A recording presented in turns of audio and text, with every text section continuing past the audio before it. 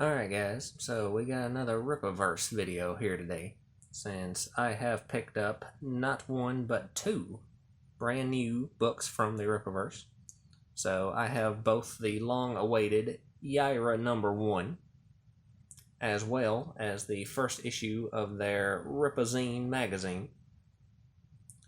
So both these books were part of the Yaira #1 campaign, which I did receive both these last month sometime, but I actually didn't have a chance to sit down and read them for a few weeks. But I have read both books now, so I figured I would just combine these into one video and go through them together here today.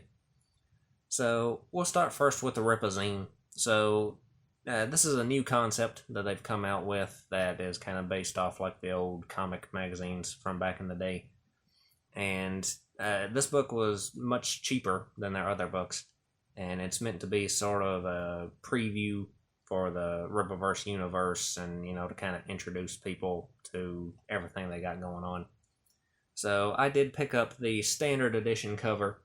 They had a collector's edition one as well, but I actually did like this cover better because I think it just looks like a real magazine cover. It looks like something you would see, by the cash registers at a grocery store or something.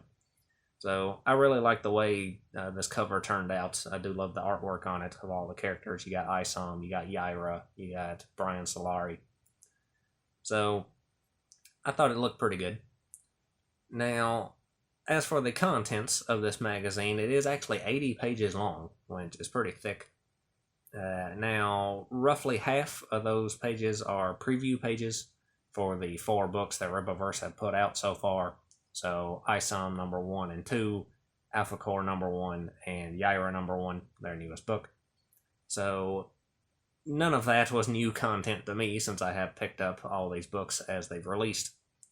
But if you haven't read any of those books, this is a nice sneak preview for each one. It's the first 7 to 10 pages of each book. So it does give you a glimpse into each one of those stories. So if you hadn't picked up one and you were kind of curious about it, it does give you a little taste.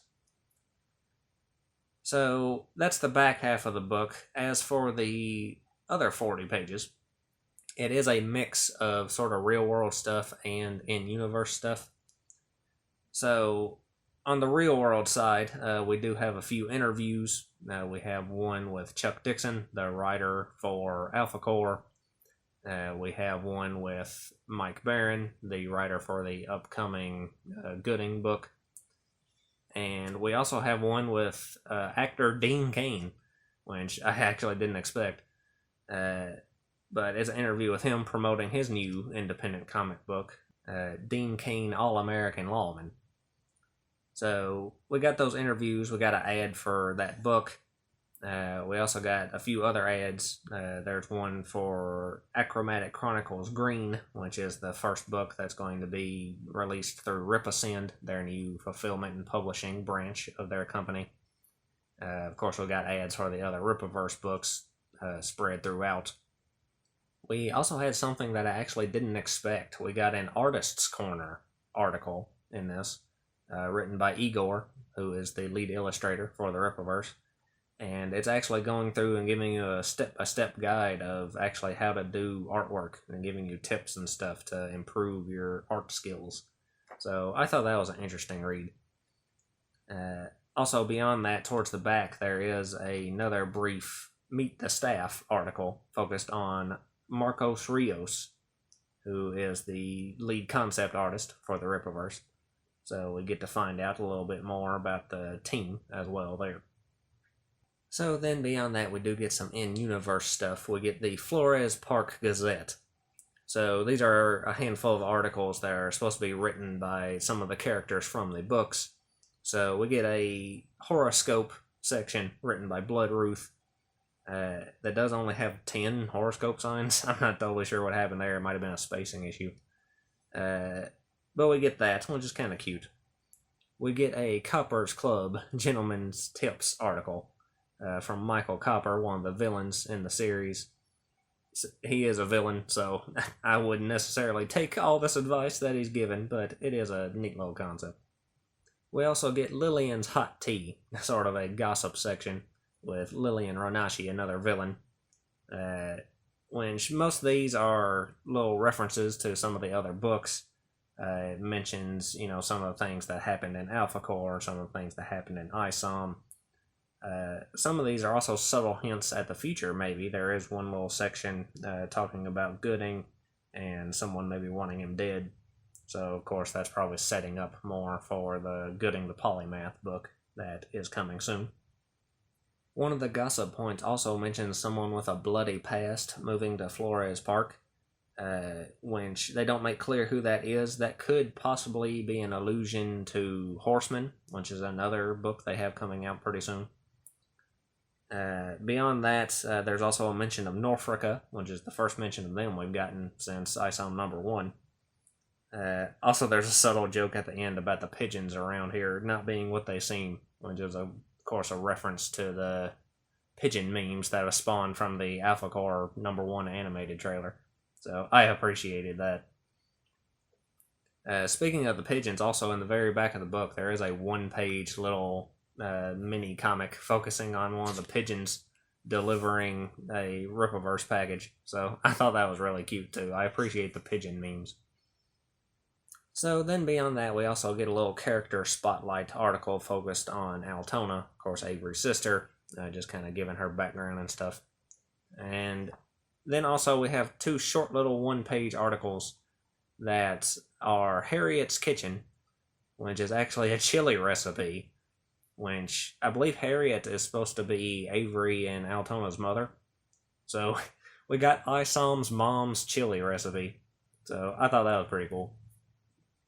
And then we also got some cocktail recipes from Club Merc. So I guess this is some of the drinks that Darren Fontano serves in his club. So we got some neat little in-universe stuff there, which I did think was pretty creative. I did appreciate some of the stuff that went into that. However, the main draw of this book, the main point that I did buy it for anyway, was the 13-page sort of mini story in this book, which is Salvage P.I. So another new character introduced to the Rippaverse, obviously a private investigator. So this story was written by Eric July, of course the founder of the Rippaverse, and art done by Bart Sears. So it is only 13 pages long, so we don't really get a lot here. Spoiler alerts, I guess, but there isn't a lot to spoil, because basically we just see a semi-truck getting robbed by a group of guys led by this new character who remains nameless in this, but he's a ninja-looking guy.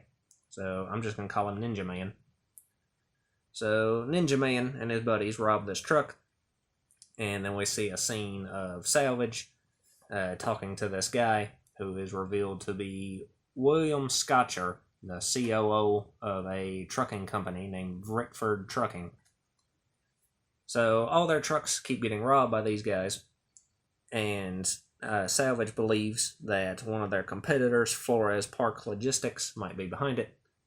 So Salvage ends up going to their offices, and he confronts one of their employees, and then he ends up getting into a big fight with some of their security thugs.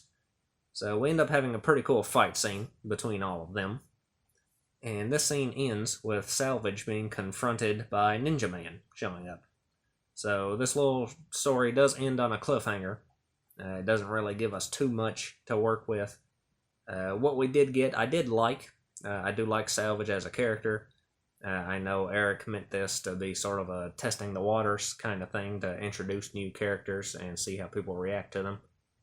I like Salvage. I liked his look. I liked his demeanor. What little we did get here I thought was interesting. Definitely had a different tone to some of the other books. Definitely had that sort of pulp noir sort of tone, especially with the detective, being the main character. So there wasn't a lot there to work with, but I did like Salvage, and I would like to see more of him in the future. So hopefully, people do respond well to this, and we end up getting a series for Salvage P.I. So overall, as far as the Rippazine goes, I thought it was a neat little concept. It was only $7 for the standard edition, so pretty cheap price.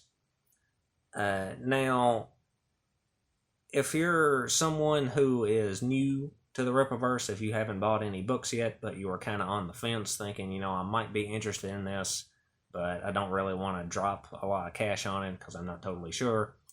This could be a good entry point for you to check it out and kind of see if you like what you find here. And if you do, of course, you can invest further and get the full books, which is kind of what this is meant to be. If you're someone like me who already has all of the books and is already invested in this world, I wouldn't really call the Rippazine, something that is a must-have. Again, I did appreciate the Savage PI little story and some of the, cute little in-universe stuff. But it's not anything like if you miss out on it, you're not going to be totally lost or anything. So if you're a super hardcore fan and you just want everything and, you really want to get the first appearance of Savage PI, then you could feel free to pick this up. If you're someone new to the series and you just want to check it out, or maybe you have a friend or family member who is a little bit curious and you want to get them something, to kind of be sort of a sampler plate for them to see if they want to get invested into it as well. This would be a great purchase for either of those situations. If you don't fall into one of those two groups, I definitely wouldn't call this a must-buy. But again, if you do want to check it out, it is just $7. So the price is right, if nothing else. Which, moving on from the Rippazine, next up we do have the main event, which is Yaira #1. Which this is, of course, cover A, which was drawn by Kanan White, the new art director for the Rippaverse. Which Kanan did an absolutely fantastic job on this. He is extremely talented. I really love this cover. All the covers for Yaira looked really good, but I definitely had to go with this one because it just blew me away. So, this book was written by Jen and Sylvia Saska, the Saska sisters, and has art by Deborah Carita. So, the Saska sisters, they are mostly known as directors, largely for horror movies.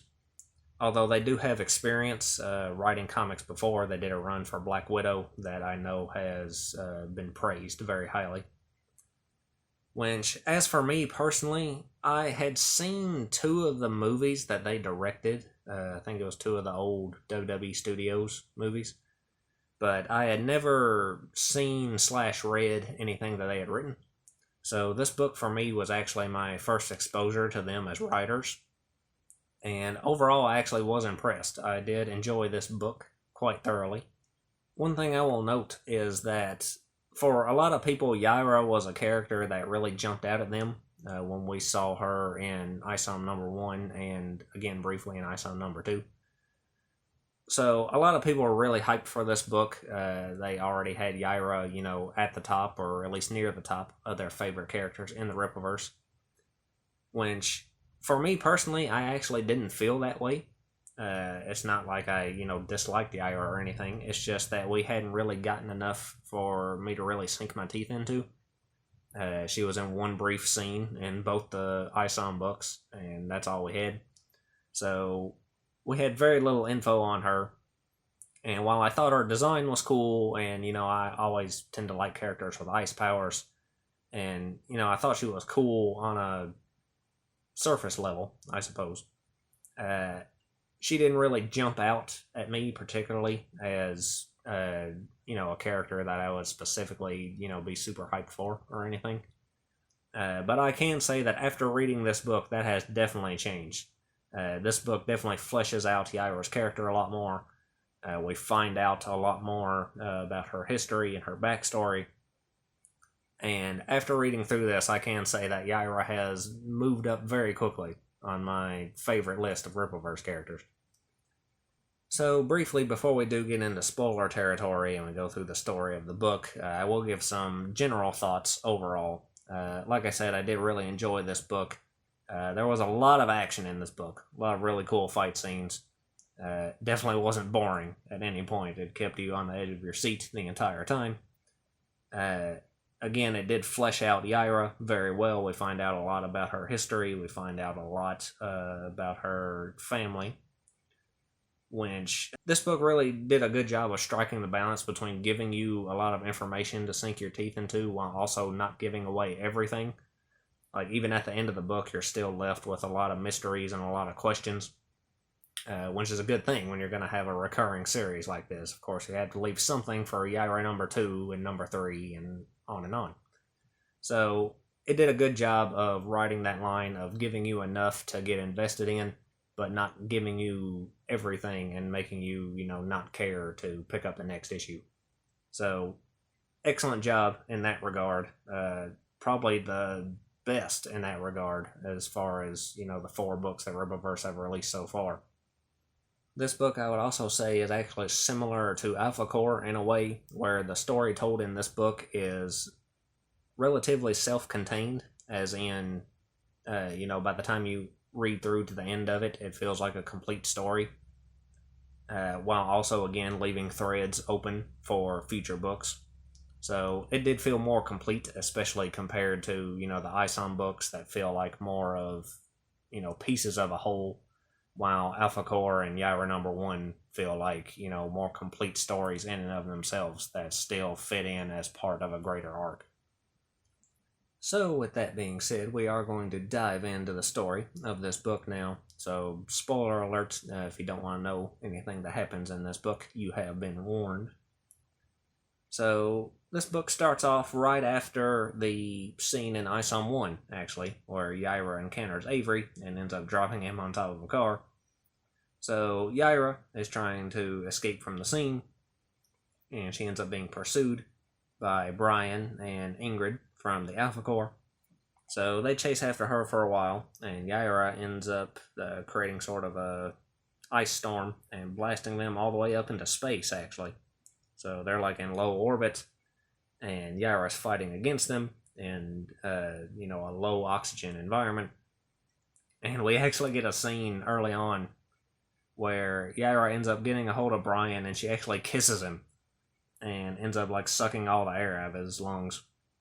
So, quite a creative method of escape there from Yaira, but she does manage to escape from the Alpha Core. So after that, it cuts to the scene that we got from the Yaira live-action trailer that they put out, actually, where we have a press conference at Projexus, where they are introducing Dr. Sally Rodell, which is, of course, Yaira's alias. So they're introducing her as the new biologist and archaeologist who's going to be working with them. So we see that scene, and then we see Sally getting a tour of the Projexus facilities. Now they see their state-of-the-art cryo lab, and she has a discussion with Lincoln about unlocking human potential, wanting to, use their technology to increase people's longevity, let them live longer lives, let them be healthier in mind and body. So we have an interesting conversation there. And then it cuts to a scene of elsewhere in the city, where a bank truck is being robbed, actually, by a character who later we come to find out is named Stefania, and her gang of thugs. And of course, Stefania has that, I got into a fight with a weed eater and lost haircut, with half of it shaved. Which I always hate that haircut just because I associate it with a lot of really shitty characters. But that aside, they're robbing this bank truck, and things go sideways, and they end up getting into a shootout with some of the bank guards. And 2 of Stefania's friends actually end up getting killed during this altercation. And Stefania herself actually ends up getting shot, too. So, while she's trying to escape and panicking, she actually ends up freaking out, and ice powers in her actually end up awakening. Which these are powers that apparently she had no idea that she had. So her eyes start glowing, and she ends up doing an ice beam straight up into the air.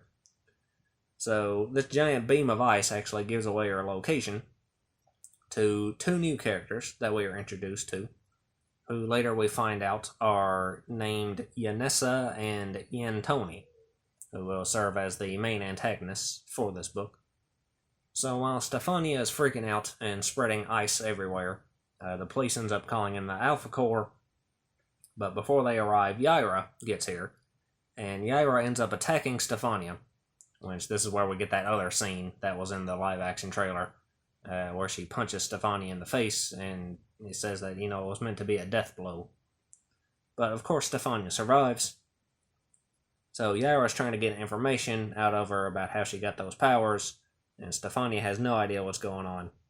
So they fight for a little bit before they are interrupted by the arrival of Yanessa and Yantoni, as well as an underling of theirs, who later we find out is named Magus Numite, who is this insectoid alien creature. When she has another form where he's wearing like a mask and a cloak, where he looks more human-like. But he has a really cool design. I do like the way he looks. He's very villainous looking. So this trio has actually been searching for Yaira, and we learn that Yaira and the three of them are all from another planet. And apparently Yaira escaped this planet, and these three have been hunting her down to try to bring her to justice for her crimes. So I assume escaping the planet would be one of those crimes. Who knows what else Yaira has done in the process.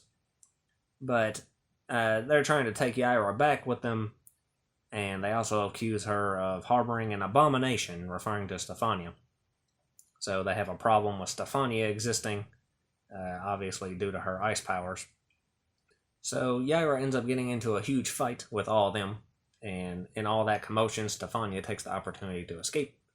So Stefania steals a car and gets away, while Yaira ends up leading Yanessa, Yantoni, and Magus Numite out to an oil field, actually. And she ends up dropping a lighter into the oil and exploding the entire place to take out her opponents.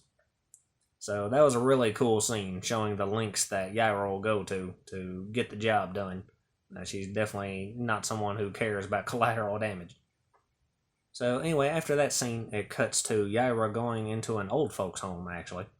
And she ends up finding an old lady who is staying there, who is named Carmen Martinez. And Carmen actually recognizes Yaira for who she is. So she knows something about Yaira's past, and she starts talking about how her great-grandmother told her a story about a goddess falling to earth, which is, of course, implied to be Yaira. So Yaira winds up taking Carmen back to her big fancy mansion that she has that's full of like ancient artifacts and stuff. Looks almost like a museum. So they go back there and they talk, and Yaira ends up telling Carmen that Stefania has ice powers, and we find out that Stefania is actually Carmen's granddaughter. So Carmen is begging Yaira to make sure she's safe, and Yaira promises that she'll get her back safe and sound. So while all this is going on, Stefania actually ends up getting arrested by the Alpha Corps for her bank robbery earlier. And meanwhile, we see Yanessa, Yantoni, and Magus Numite, who did survive the explosion, though they are severely burned and fucked up. We see them recovering in a cave somewhere. And Magus Numite ends up like shedding his exoskeleton and healing himself by doing that. And then he sends out a swarm of these like little beetle creatures to search the city to try to find Yaira. And one of these little beetles actually ends up getting captured by Altona. And she takes it into Projexus to study it and see what the hell's going on here. So while that's going on, Alpha Corps has Stefania back at the Except prison, and they're interrogating her and trying to find out, what she knows about Yaira and how they're related. And in the middle of this, Yaira actually sneaks into the prison and releases all the inmates and causes a huge commotion. So the Alpha Corps responds to that, and we end up getting a fight here between Yaira and Brian. So they have a pretty cool fight scene, and at the end of it, Brian actually ends up getting distracted by all the other prisoners coming after him, and this gives the opportunity for Yaira to grab Stefania and escape and head back to her mansion. So when they get back to the mansion, they find out that Magus Numite and his swarm of beetles are there, and Numite has actually already killed Carmen. So he killed Stefania's grandmother. So she freaks out. She blames Yaira for it because she still doesn't understand what's going on here at all. So Yaira winds up getting into a big fight with Magus Numite, and we get to see some of the things he can do, and he is very powerful. He's referred to as a black sorcerer. So he can do magic, he can summon these beetle creatures. He attacked Yaira with these like red thorn-like things. And then he actually ends up impaling her with some butt lightning. So, yeah, Magus Numite is pretty fucking cool. But he actually ends up defeating Yaira in this fight, though she does manage to escape. Meanwhile, Stefania got away as well and turned herself into the police to get taken back to the Alpha Corps to be in their protection. So Yaira, severely injured from this fight, tries to sneak back into Projexus and use their technology to help heal herself. So she goes back to pretending to be Sally Rodell, and as she's sneaking in, she actually runs into Altona, who is there studying the beetles that she captured earlier. So Altona sees that Sally is here and all fucked up, so she tries to help her out, and during this process, Altona obviously figures out that Sally is in fact Yaira. So they take her to the cryo lab, and she uses the cold from that in order to help slow down the damage from her wounds. We also get a brief scene of naked Yaira, which they don't show anything, obviously. All the important bits are covered, but we do get a little fan service there, which is not the only time we get that in this book. But anyway, so Yaira uses the cryo machines to help heal herself, and then she also has Altona perform surgery on her to heal the big wound from the butt lightning. Which during this they're having a little discussion, and we actually do get another important little tidbit of information. We find out how Altona's husband Terrell died, which we knew he was dead from ISO number 1, but we didn't know exactly what happened. It turns out Terrell actually used to work on those oil fields that Yaira was at earlier, and he died in a fire at work a few years ago. So they did sneak in that little bit of important information. But after that, we get another scene of Stefania back with the Alpha Corps, and they're talking about what they should do next. Meanwhile, Braxwell looks out the window and notices that it's snowing.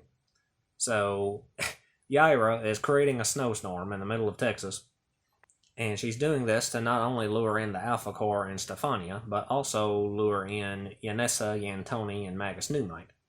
So Yaira's got a plan to have a big confrontation between all of them. So they all show up, and we have a scene here where we get another little important tidbit in the conversation between Yaira and Yanessa, where Yaira mentions that she's not the first to escape from the planet that she comes from. And she mentions some other guy who's done it before, and Yanessa snaps at her to not say his name.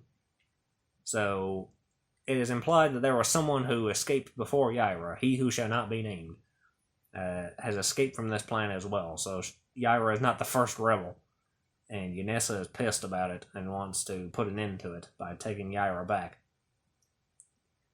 So the Alpha Corps and Stefania show up, and we have another big, giant, really cool fight scene between everyone involved here. So in the middle of this fight, Altona actually uses the advice that Yaira gave her earlier to create a compound that can kill all the little beetles that Magus Numite released into the city earlier. So she releases that into the air in the middle of this fight, which kills all of his beetles. So Numite starts freaking out.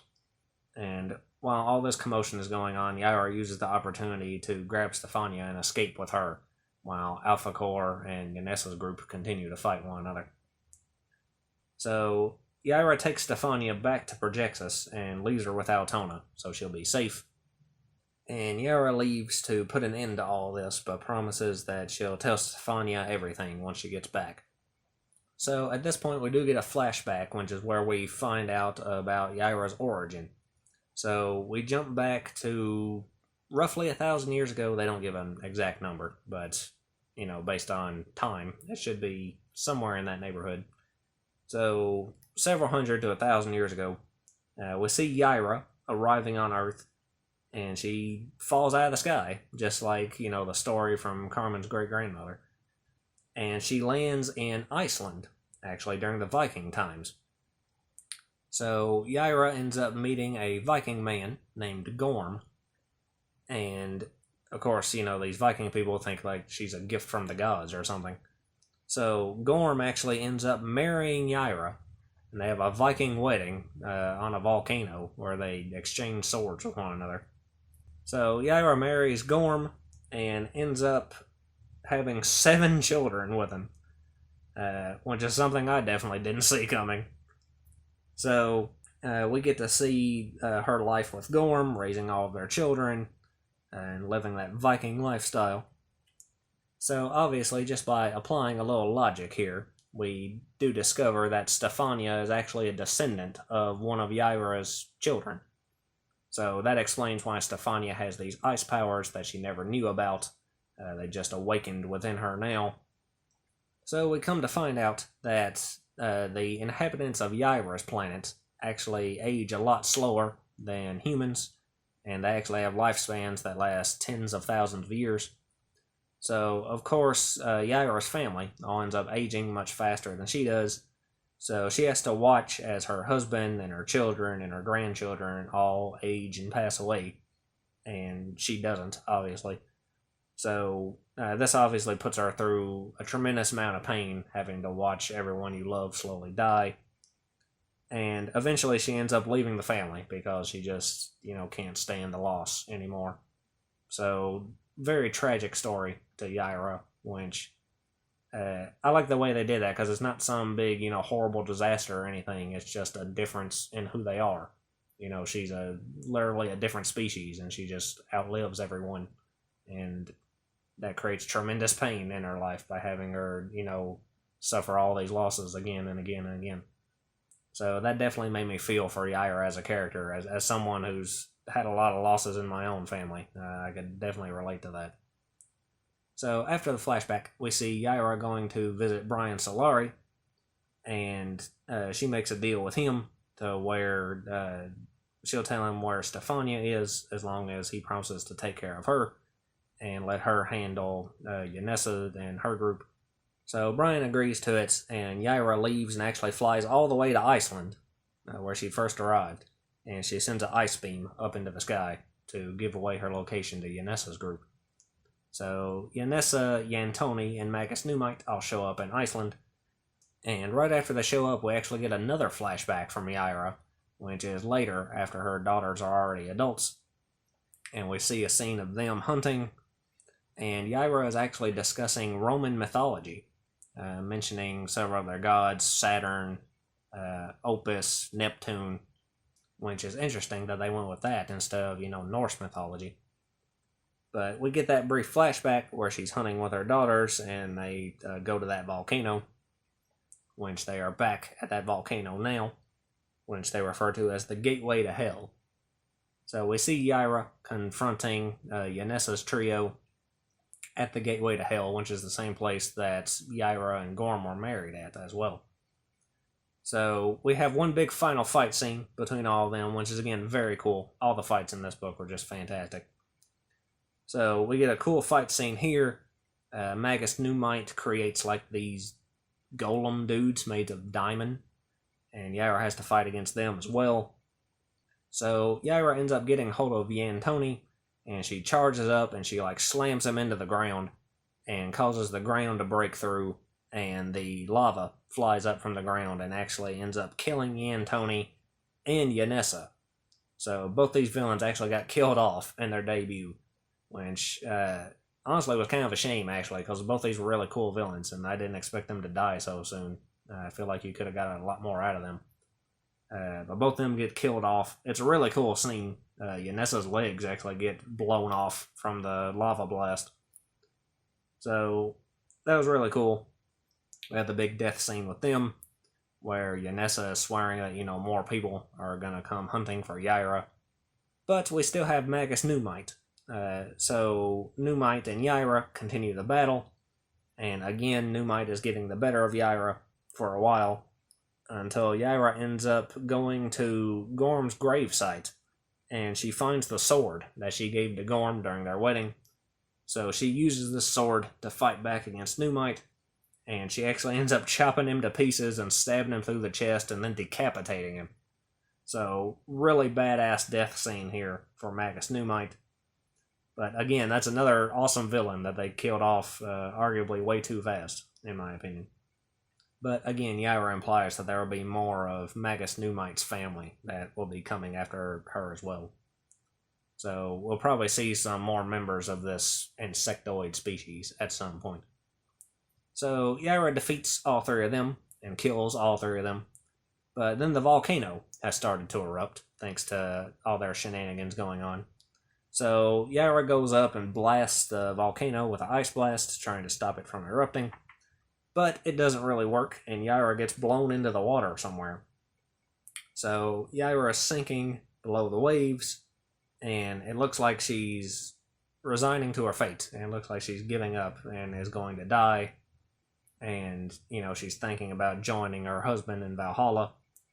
But as she's sinking, she is saved by this mysterious figure who appears, who looks like Neptune, and is wearing an outfit that is very similar to Yaira's outfit on the cover.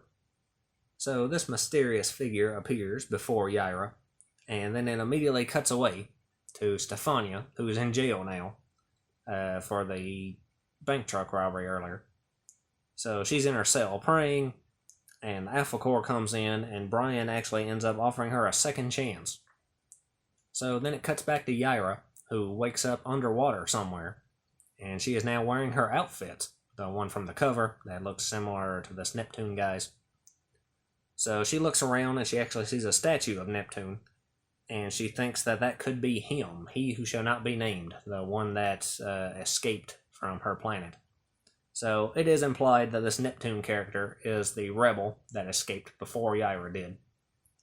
So while we don't actually see anything out of him in person, other than that brief glimpse as Yaira is sinking into the waves, and then a statue of him here, that does leave a big thread open for the next book of her finding another member of her species that's here on Earth. So then lastly, we do get two brief little scenes here back in Flores Park, where we see Lincoln back at Projexus, and he finds out that someone in the company has a big secret. So he is suspicious that someone there has been up to something, but he doesn't know specifically that Sally is Yaira quite yet. But he is on the trail, so it's probably just a matter of time before he finds out. And then lastly, we get one little scene at the end from a few months later, where we see Stefania, and she has actually become an Alpha Core cadet. So she's joined the Alpha Core. She's training under Brian Solari now. She also has a slightly less shitty haircut now, so that's an improvement.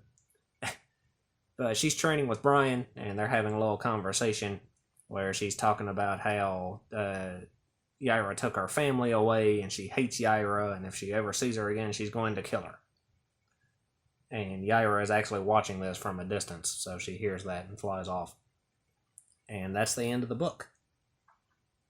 So overall, very good story. I did really enjoy this. Like I said, it did feel complete, while also leaving a lot of threads open for future books. We got the whole thing with Neptune, and Yaira searching for him now. We got the whole thing with Stefania joining the Alpha Core, which is another thing I definitely didn't see coming. It also sets up a future conflict between her and Yaira now, since she's blaming Yaira for Carmen's death. And of course we have the subtle hint of Lincoln, looking into what's going on at Projexus and maybe discovering Sally's true identity. So we got a lot of things that they can flesh out in future books, a lot of story threads that they can pursue. Again, this book did definitely raise the stock of Yaira as a character in my eyes. I really did enjoy her backstory. I thought they did a good job of making her feel like a sympathetic character with the loss of her family and everything through just, really through just circumstance of, them being different lifespans. So I really like the direction they took our character. I really love the fight scenes in this book. Yaira definitely was a badass in all of these fights, as well as the villains, which again, I feel like they might have killed off those villains way too soon.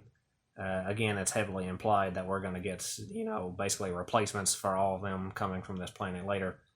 But I feel like they probably could have got a lot more mileage out of all those villains, especially Magus Numite. So They killed all those off really fast, in my opinion.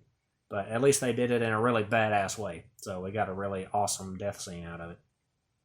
But yeah, overall, this was a really great book. I do highly recommend it. Of course, the physical quality of the book itself is the great standard that we've come to expect from the Rippaverse. As far as like typos and mistakes and, you know, inconsistencies in the arts, which is things that I've critiqued the past books about, it was a lot better in this book. There were a few things here and there. I noticed 2 typos, I think. One was on the back cover, where they actually just left out a space between 2 words. And then there was one panel in the book where they wrote the word strives, and I'm pretty sure they meant to write the word thrives. So, you know, a little simple thing like that. But beyond that, nothing really jumped out at me. So they're moving in the right direction, at least, with that. But overall, I do 100% recommend picking up this book. I do not believe that you will be disappointed whatsoever if you do get this. So, with that being said, there is a few other things that I want to mention here that are sort of tangentially related. The first of which is something that was really big news. I considered doing a video about it at the time, but I actually never got a chance to. But Rippaverse actually has a deal now with McFarlane Toys, and they are releasing their first statue from the Rippaverse, and we're getting a Yaira statue that is 1/6 scale, made of resin, and this thing is absolutely fucking gorgeous. The only problem is it's $500 fucking dollars, which I realize that that's not, you know, an abnormal price for a collector's item of this quality, but it is absolutely out of my price range, unfortunately. Now I'm a big figure collector, and I've spent a pretty penny on a few figures, you know, importing stuff from Japan. I've, you know, spent triple digits on, you know, some Artifacts J figures, on some SICs, what have you. But this is like 3 or 4 times more than the most expensive figure I've ever purchased. And I'm gonna be honest, I just absolutely cannot justify dropping that much cash on this thing, as much as I really would like to have it. Which, by the way, I do have super thanks enabled on all these videos. I thought I'd just mention that right now for no reason whatsoever. But, yeah, I'm probably not going to end up getting this thing, unfortunately, unless I go outside and just fall ass backwards into a big hole full of money or something. I'm probably not going to end up getting this. If I'm going to drop $500 on something, you know, it's probably going to be for like a game console or something. So, unfortunately, I most likely won't be getting this. However, you know, Eric has talked about the future and other releases through McFarlane. So if we get some, you know, maybe some 6-inch scale articulated figures, you know, similar to maybe the Marvel Legends of the world, or, you know, the Power Ranger Lightning Collection, or what have you, I would definitely jump all over that. If we get some smaller articulated figures that are, you know, maybe $30 to $40 range a piece, say they do a whole line of those with, you know, Isom and Yaira and Alpha Core and Darren Fontano and Magus Numites, maybe even potentially, you know, all these different characters that the Rippaverse has. Blood Ruth, Horseman, Gooding. There's a lot of potential there. And again, I'm a big figure guy. So if I can get something within my price range, that's something I'd definitely be jumping on in the future.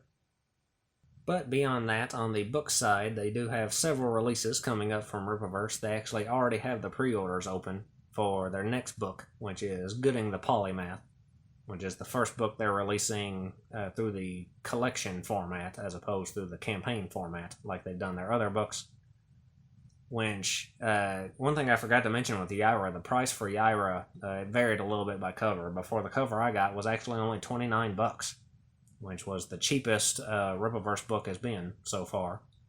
And Gooding continues that trend. I think the mass print cover for Gooding is actually only $18, and the other ones are like 23 or 24 thereabouts. I can't remember off the top of my head, but it's actually a few bucks cheaper than Yaira was, which, to be fair, I think it is slightly shorter than Yaira as far as page count. But still, that price point continues to improve. So I have not pre-ordered that book yet. I do plan to very soon, probably one day this week or next. So I will be picking that up and, of course, covering it on this channel when I get a hold of it. I believe the next book after that is Horseman. I don't know exactly when that's going to be going up, but I think that's the next one they said is coming out. And then also later we are getting Bloodruth as well, which Bloodruth is going to be written by the Saska sisters as well. So I'm really hyped for that book, especially after being exposed to some of the Saska sisters' work. I was already super hyped for Bloodruth because she was the character that jumped out at me as, being one of the most interesting characters we've seen out of the Rippaverse so far. So she's getting her own book, and I am confident that the writers will do right by her now, after reading their stuff with Yaira. So I am definitely looking forward to all that and everything that Rippaverse has coming down the pipeline. Also, in non-Rippaverse news, I should be hopefully getting my order for Ghost of the Badlands shipped pretty soon from Razor Fist. So when I get that, I definitely will be covering that book on this channel as well. But anyway, I guess that's all I got to say, so lots of luck to you and yours.